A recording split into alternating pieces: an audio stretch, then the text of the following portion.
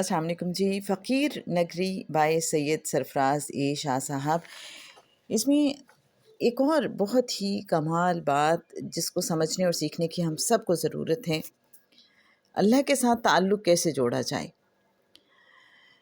سید سرفراز شاہ صاحب فرماتے ہیں، جب ہم یہ سوچ لیتے ہیں کہ میری ضروریات سے زائد جو کچھ بھی میرے پاس ہے وہ دوسروں کا حق ہے، اور جو مجھ سے اپنا یہ حق وصول کر کے چلا گیا وہ مجھ پر احسان کر رہا ہے کہ اپنا حق خود آ کر مجھ سے لے گیا، یوں اس نے میری مدد کی، یہ بہترین شکر گزاری ہے۔ اس سے انسان میں عاجزی آتی ہے اور رب تعالیٰ کی ربوبیت پر یقین بھی پختہ ہونے لگتا ہے، جو کہ بذات خود ایک بڑی اچیومنٹ ہے۔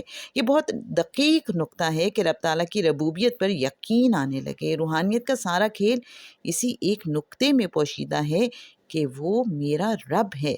علم لدنی، بندگی، فقیری، درویشی سب اسی ایک نقطے کے اندر پوشیدہ ہیں۔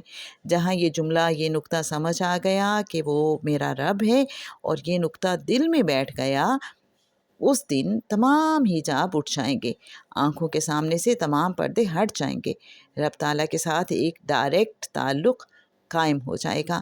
جب رب تعالیٰ کی ربوبیت پر یقین آ جاتا ہے تو انسان کی ہائے ہائے ختم ہو جاتی ہے، انسان کا دست سوال دراز نہیں ہوتا، غیر اللہ کی محتاجی ختم ہو جاتی ہے، کوئی خواہش نا آسودہ نہیں رہتی، اس لیے کہ جب خواہشات ہی مٹ جائیں تو پھر نا آسودگی کہاں رہے گی۔